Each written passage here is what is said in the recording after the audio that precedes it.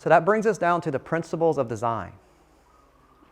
Relative location. So when we're looking at all those things, we need to understand that when you pick an element for your design, you say, I'd like to have this element, maybe a herb spiral or a keyhole garden. Where is that element in relative location to other elements? So I start to think about it in its holistic nature, its inputs and its outputs. And then I would like to put something here that has an output near this one that wants the input. It would be easier to move the output from here to the input to here. Relative location. Each element performs many functions. I don't see a chicken just for a chicken breast. I can see a chicken that it performs a nature. It has an intrinsic characteristic of scratching. It likes to scratch the ground. And then I sit in my garden and I have to hoe in order to plant my seeds.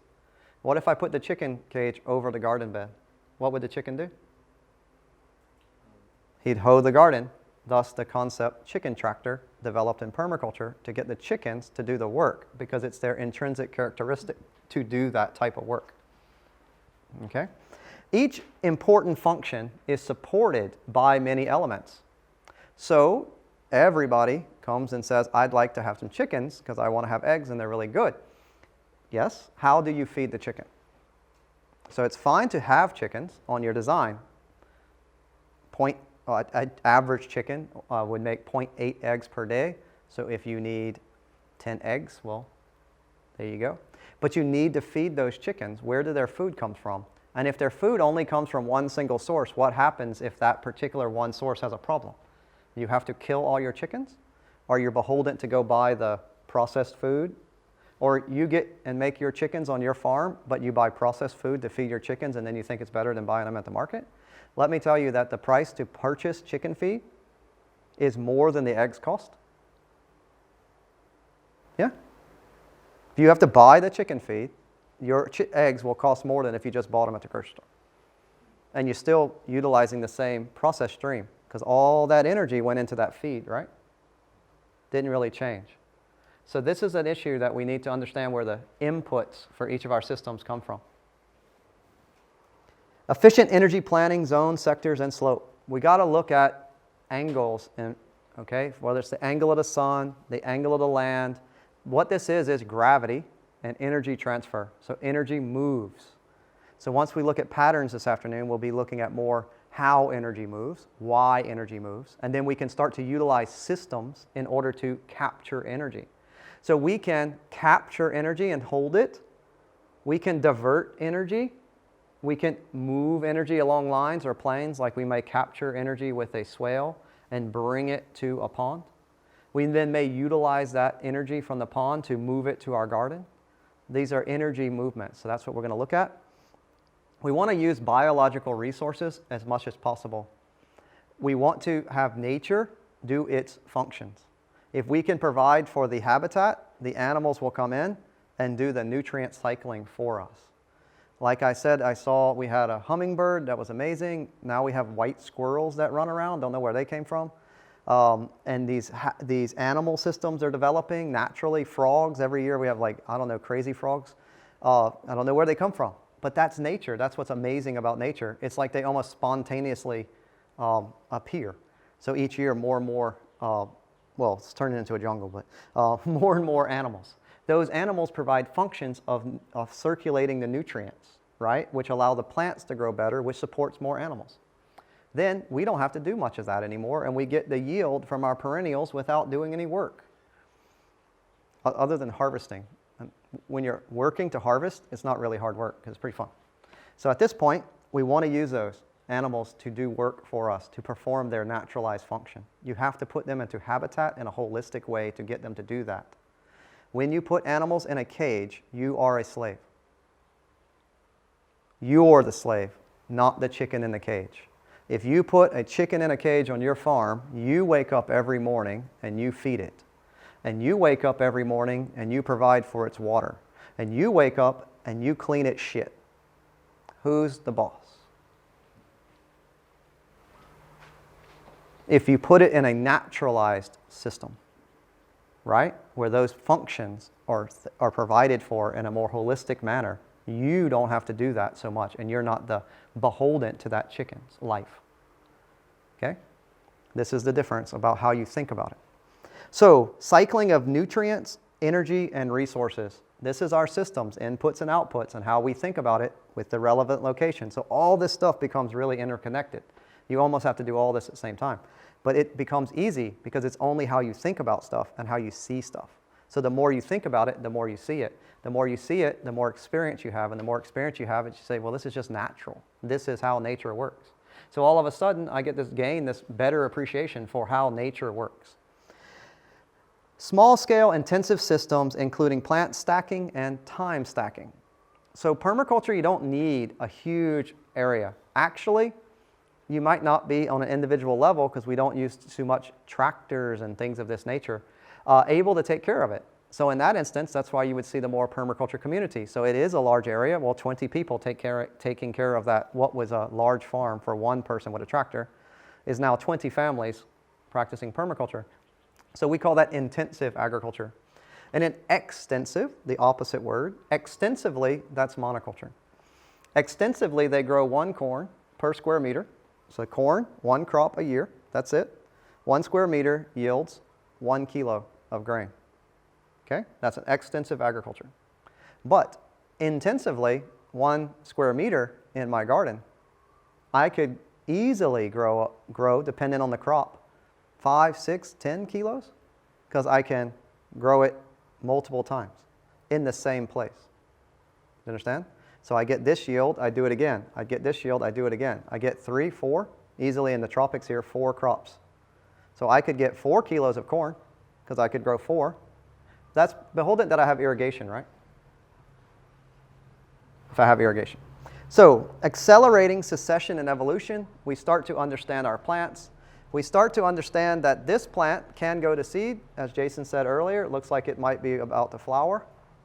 But I also can pull it out the pot and separate it. And now I would be able to make 1, 2, 3, 4, 5, maybe 6. So if I separated this, rhizome separation, similar to if you separated the ginger this morning, you could have made 6 or 10 or 20 more ginger plants. This is us understanding nature, interacting with it to increase its successional nature, which is speed. So we can make a forest go to maturity in 1/10 of the time that it would take naturally. That interaction is energy, my energy, to make it go faster. So if I put the energy in, I have to ask myself, what do I get back? What is the yield that I get back? So if I speed up the fruit tree by doing grafting, I obviously get fruit faster. That's why I do grafting. If I didn't get the fruit, why would I do it? So when we start to do our work, we're going to do our practicals, and every practical is related to yield. If I do this, I get more than what I put in. I invest my time and energy, and I get back more time and energy. That's why we do it. So we want to diversify, including guilds. Guilds is when we call plant families. When we understand that certain plants like to live with other plants, and they form a guild, a relationship, or a community of plants. Those plants will take care of each other. One may ward off particular pests. Another might provide shading. Another might provide support. Another is a nitrogen fixer that provides nitrogen to the other, who provides a leaf drop, and they create a family. So we start to look at guilds and how we can create guilds to reduce the amount of work that we need to do for maintenance of those particular systems. Then we become the harvester in the Garden of Eden. So once we design and implement it, we shift to harvest, not maintenance. And edge effects. We're going to utilize edge throughout all of these. Where can we create more edge? The more edge that we can create, the more potential we can stack on a particular property. So this is from the designer's manual, the permaculture, what I would call Mullisonian. Okay? Mullisonian design principles from Bill Mollison. Going back one slide, these are Holgronian principles, but not as such related directly to design. Okay? A more modern take on permaculture. All right? Even in the center, you only see 3 ethics. So before we said the ethic was care of the earth, he's changed it to earth care. We had care of the people, people care. He dropped the ethic of consumption and population completely. It's probably not politically correct to talk about. And then he has the other one is share the surplus, okay? Fair share. So these are going to be mine. I'm going to leave you on this, a little bit more of a way to say it, and hopefully we'll run through them. Observe, assess, and interact. And if you do that, you will learn from nature. If you learn from nature, you will develop an ecological consciousness. Your ecological consciousness will allow for you to have and see functional interconnectedness in the world, how things are functionally connected.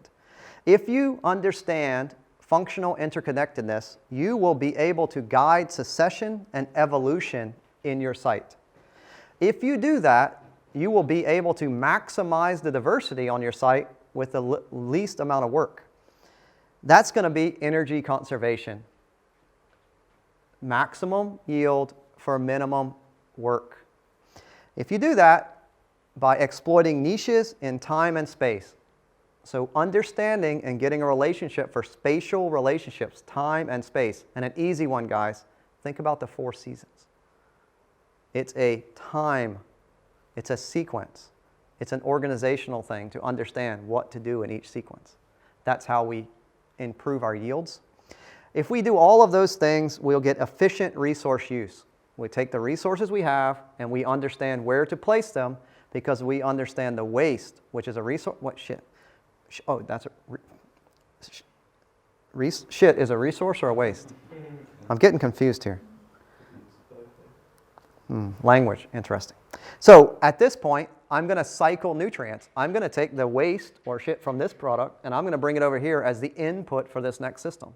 So the cow manure becomes the compost, which becomes the vegetable, which comes into my garden, and I take the waste to feed my worms, which I use to feed my seedlings to put back into my garden, and there's the interconnectedness.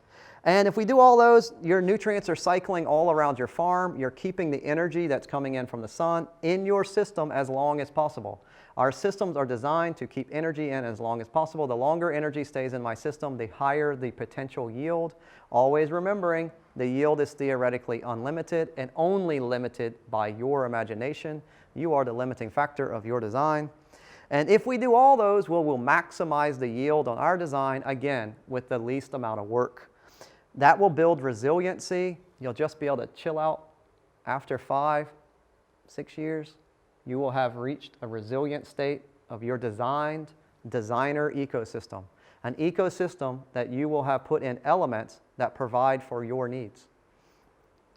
All of the waste is recycled through your system. You have no waste leaving your system because you utilize all of the resources, and that will regenerate sustainability in the world. Okay? This is it. This is kind of a way of looking at it, just a way of looking at the world. Everybody can see the world, everybody can look at it in which way they want to. You can be proactive, you can be negative. You can talk negative things all the time, and that'll be the reality that you live in. You will own it. Get grounded in it. You can speak proactively, and you'll live in that reality. You can work towards it, especially if you speak about it. But do you know the one thing that there's this one more principle that's important in permaculture? An attitudinal principle.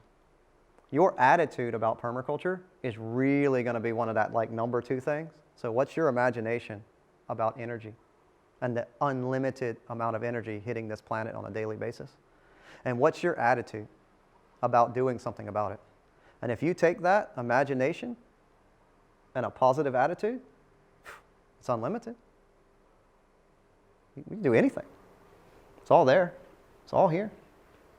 We can make resilient pottery that lasts for generations. We can take the same technique and make pots that grow plants. We can grow our own materials to make tables. We can sew, right, by growing our own cotton. So my mother-in-law can make that. It's a sarong, okay? She can make the seats that you sit on. So everything you see here almost is something we can create. And it's only about an opinion about doing it. So if you made it this far, one thing I've noticed in life, you already made that choice. You're sitting here. I don't have to convince you of it. I don't have to fearmonger you towards it, and I don't have to convince you of it. I only say that during the course, we're going to try to look at things from this more proactive We're going to look at it from a more attitudinal of I can do that. And when you do that and you start to see it, and by the time you leave, you can't see anything else. That's the beauty of permaculture.